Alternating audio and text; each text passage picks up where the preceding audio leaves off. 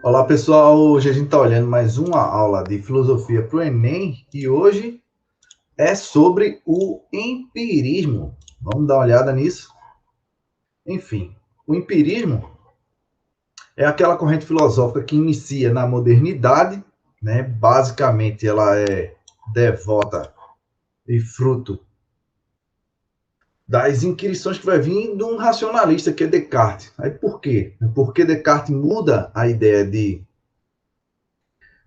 objeto para o sujeito, aquela concepção de compreender primeiro o mundo. Não, compreende-se primeiro as ideias que o sujeito tem do mundo. Se as ideias que a gente tem do mundo forem todas falsas, então não faz sentido a gente estar tentando encavucar, inquirir sobre o mundo. Primeiro a gente tem que chegar a alguma clareza das nossas capacidades de entender o mundo. É basicamente isso que vão fazer. E os empiristas têm teses bastante radicais, que é a ideia de que o conhecimento se origina na experiência, né? Isso é uma ideia bastante aristotélica. Aristóteles já dizia que tudo que chega ao intelecto passou primeiro pelos sentidos. Só que Aristóteles tinha concepções metafísicas de como isso funciona e era distinto do que os empiristas vão dizer, né? Para ele, como tudo que chega ou se origina, a origem está lá fora no mundo, que é os sentidos recebe esse toque, esse impulso, né? E vem, o conhecimento vem de fora, então não tem nada na mente humana de uma forma originária, ou seja, não há ideias inatas, nenhum conhecimento inato na mente humana. O conhecimento vem de fora, as ideias que a gente tem de cachorro, de gato, de mundo, de árvore, de causa e efeito, essas coisas todas, segundo esse pessoal, são ideias gerais que vieram a partir das experiências que a gente acumula ao longo da nossa vida. Então, as ideias que vêm do particular e vai se forma de uma forma geral a partir da ideia de indução. E o que é indução? É sair do particular, do pouquinho de cada caso e junta-se para uma ideia geral. Exemplo, né? Se a gente vê um cidadão, esse cidadão morreu, e aquele outro morreu, aquele outro morreu, aquele outro morreu, logo a gente chega à ideia de que todos os homens são mortais. Todos os homens são mortais é uma ideia que a gente captou a partir de impressões particulares de seres humanos. Chegamos a uma ideia geral de que todo homem é mortal. E a gente acha isso uma certeza absoluta, porque nunca houve um caso que, exceto para quem é religioso, que burlasse essa regra, ou seja, todo ser humano morreu. Então, qual é a graça, qual é a parte interessante? É que a conclusão, todos os homens são mortais, né, não está, o conhecimento ali não está embutido nessas premissas, em cada caso. É preciso dar um salto de cada caso particular para um salto para o geral, ou seja, um avanço grande, e é isso que Francis Bacon, o primeiro cara considerado empirista, que na verdade ele não está fazendo um empirismo ao modo como os outros fizeram. Bacon estava preocupado com a ideia de criar um novo instrumento para chegar ao conhecimento. Enquanto Aristóteles tinha o livro chamado O Órgão, que era um livro que falava de lógica, no qual ele se dedicava ao problema da indução, da dedução e da indução, e dizer que a dedução, que é o conhecimento bom para a gente chegar às certezas, que a gente chegaria de sair de certeza em certeza arrancando conhecimento, tal como Descartes fez. O Bacon, ele achava que o conhecimento medieval já tinha dado o que tinha para dar, já não chegava em canto nenhum, era redundante, era um flatus voitis, né? Falava só de coisas, sexo dos anjos, dá para dizer assim, era estéreo.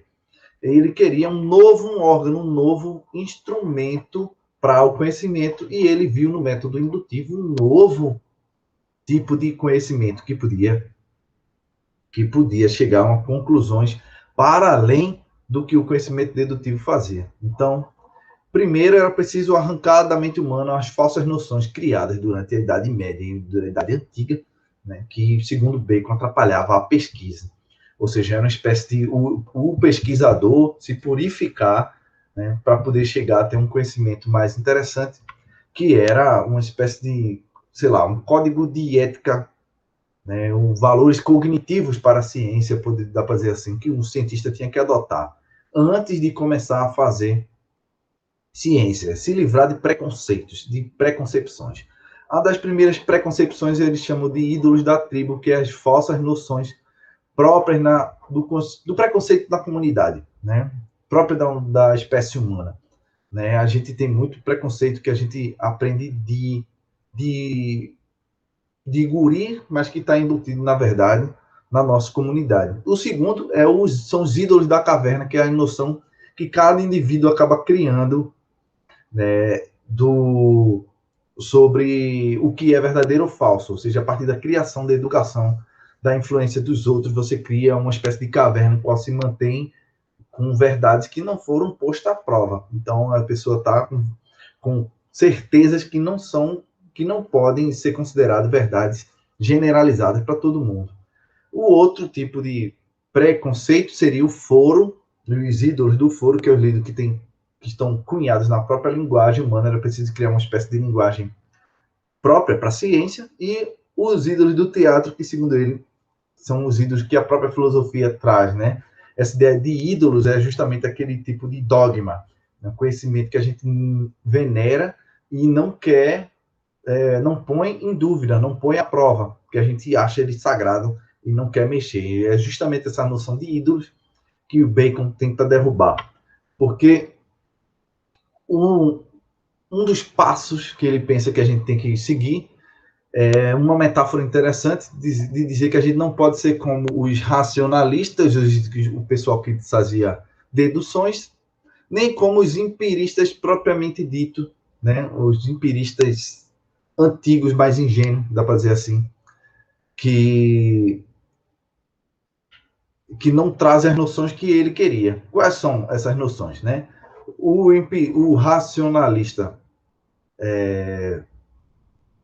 o empirista, perdão, ele dizia que parece com uma formiga, o empirista antigo, que ele simplesmente sai acumulando coisas, sai captando coisas por aí, sai acumulando, sai captando e acumulando, e não faz nada com isso de interessante. Ou seja, só capta conhecimento, acumula, categoriza, às vezes e não faz nada com isso, né? As aranhas, por outro lado, ele disse que parecia com o pessoal que ama a dedução, os racionalistas, que tenta tirar conhecimento de dentro de si, né? Aquela metáfora de tirar a teia de dentro de si. Então, tira o conhecimento, gera o mundo todinho de dentro de si e não liga para o mundo externo que ele poderia fornecer. A metáfora que ele diz é que nós deveríamos ser como as abelhas. O que a abelha faz? Né? Ela vai lá, olha o mundo como é, coleta as coisas e processa esse conhecimento para chegar a algo melhor e reformulado e mais duradouro. Então, John Locke é um cara que vai ser o cara considerado um dos primeiros empiristas, um dos mais interessantes, que ele sim adota a ideia de Descartes, de que é preciso análise do sujeito, primeiramente, sobre como é que conhece o mundo. E para ele, dentro dessa análise, a mente humana é uma tábula rasa, ou seja, uma tábua rasa, um papel em branco. Não há nada na mente humana assim que se nasce. Todo conhecimento é gerado a partir da experiência. A origem do conhecimento é a experiência. A fonte do conhecimento é a experiência. Então, de onde vêm as ideias que estão na mente humana? Vem a partir da sensação. A gente tem um estímulo externo, por meio dos sentidos, e eles carregam dois tipos de qualidade. Essa sensação, ela é um bloco que a gente pode distinguir em 2 pontos. Um, que são as ideias, sensação primária, né, que é solidez, extensão, né, a configuração, mais ou menos, o formato, né, o movimento, o repouso, essas coisas, estão todos no mundo externo, é tudo que é quantificável, em certo sentido. E as ideias, a sensação secundária tem a ver com aquilo que o próprio sujeito produz, que pode variar de um para o outro, que é o som, o sabor, o gosto. Ou seja, nessa ideia pode explicar, por exemplo, por que você gosta de, sei lá, você pode gostar de uma comida que outra pessoa não gosta. Porque essa apreciação da comida varia de sujeito para sujeito, mas a configuração da comida, a solidez, a extensão da comida, o modo como ela se apresenta é dela mesmo, né? Não, o sabor é algo que é o sujeito que elabora. Ou seja, tem duas coisas a partir da mesma sensação. Sensação é um bloco que pode ser distinto em primário e secundário. Então, de onde vêm as ideias que a razão, a mente humana, de fato, trabalha, né? Ele diz que a mente humana reflete sobre essas sensações, distinguindo, comparando, né? Fazendo, juntando o que é parecido, separando o que é diferente. Ou seja, a mente humana faz um trabalho sobre esse bloco de conhecimento que chega a partir dos sentidos e sai criando conexões, mostrando como é que essas coisas funcionam. A mente humana tem um trabalho imenso de processar coisas, como queria o Francis Bacon. Ou seja, as ideias vêm primeiro das sensações, elas são ideias simples, depois se tornam complexas com a organização que se faz, né? Você recebe ideia de uma ideia tem preto, tem a ver com animal, tem a ver com não sei o quê. A outra ideia tem a ver com coisa, mas com preto também, com árvore. Né? Aí você pode chegar à ideia de que carvão é preto, veio da árvore, mas o preto também tem no animal, e sai comparando essas ideias, e sai formando ideias sobre o animal, sobre preto, sobre branco, sobre o que é o mundo natural. Isso é um processo que leva um bocadinho de tempo durante nossa formação enquanto ser humano. Já David Hume é um filósofo que veio para tacar fogo mesmo, né? Ele era um outro empirista, só que ele era de uma base mais cética, ou seja, ele duvidava bastante sobre como o conhecimento é formado, né? Então, para ele, como é que o conhecimento, a percepção individual é gerada, né? Primeiro, as impressões mais fortes, que, como agora vocês estão tendo, da voz, do som, do calor, de tudo que está agora, isso aí está bem vivo na mente de vocês, está presente na sua consciência agora, do jeito que eu estou falando. Então, essas primeiras são as impressões propriamente ditas, né? Então, daí se gera ideias que são mais fracas do que essas impressões, porque estão mais distantes delas, são derivadas delas, estão mais distantes do presente momento no qual o seu sentido está sendo afetado, né? Então, qual é a diferença entre impressão e ideia? É a intensidade.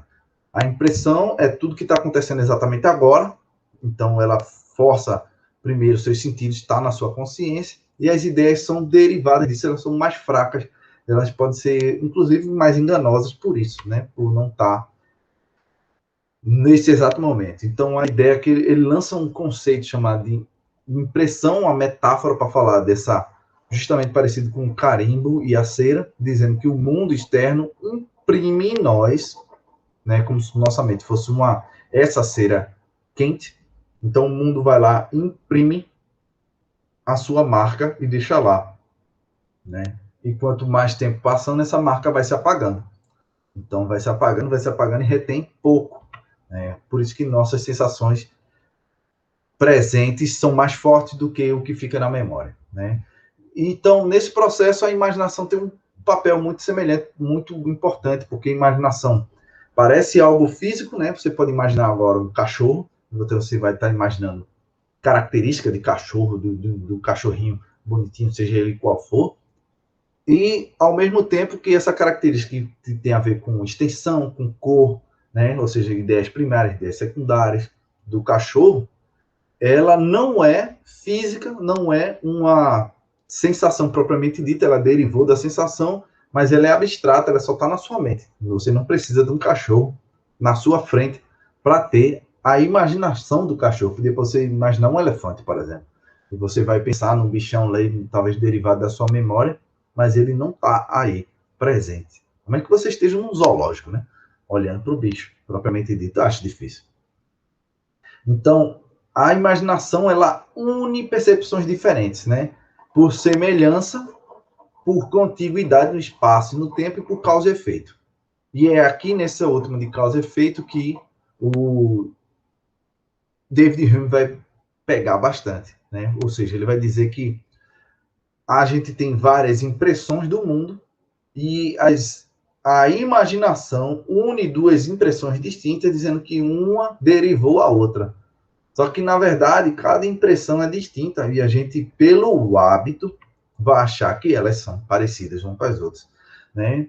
Para ele, a imaginação fundou, por exemplo, as mitologias, como você pensar um centauro, um cara com corpo de cavalo, o resto de homem, né? Um cabeça de homem e tudo, que é mais ou menos a ideia de cavalo, a ideia de humano, que os seres mais primitivos da humanidade criou, pensando como se houvesse realmente um bicho desse tipo, mas é só algo criado pela imaginação.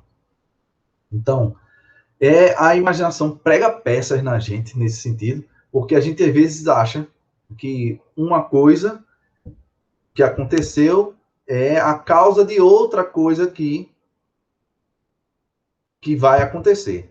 E essa relação, segundo o Hume, não existe no mundo. Ela não está fora do mundo, ela é só da nossa mente. A nossa mente que cria essa ideia de causalidade, de causa e efeito, porque a gente vê coisas acontecendo no mundo repetidas vezes e a gente se acostuma com isso, cria ideia de hábito, né? Todos os dias a gente vê o sol nascendo e a gente acha que no outro dia o sol vai ter que nascer de qualquer jeito, mas isso é apenas um hábito que aconteceu. Uma coisa não tem a ver com a outra, são impressões distintas, né? Então, a gente sempre acha que algo vai acontecer independente da sua probabilidade, porque a gente está acostumado com esse hábito. Para Hume, lógico, né, no sentido prático, se você dormiu hoje, você vai acordar crente que o sol vai nascer no outro dia, porque não tem nada que lhe faça duvidar piamente que o sol não vai nascer. Mas você não tem nenhum tipo de certeza. É aí que Hume está tentando cavucar. As coisas que acontecem como causa e efeito, a gente está acostumado pelo hábito, mas são coisas da nossa mente, não estão no mundo, a gente não tem certeza absoluta de que vai acontecer novamente. Portanto, pode não acontecer.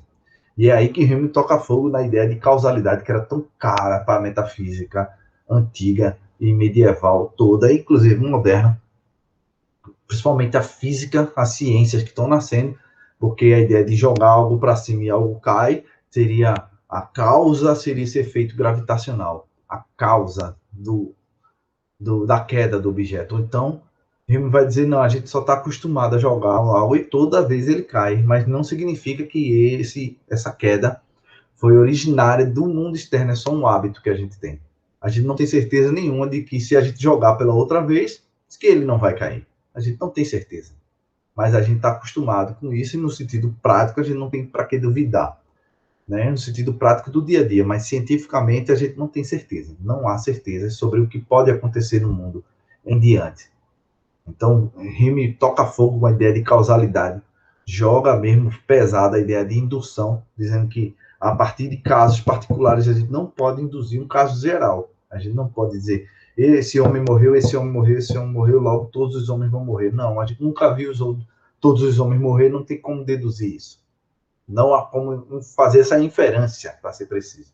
Então, a gente nunca tem certeza do que pode vir a acontecer. Certeza, estou falando de certeza, sentido epistemológico, ok?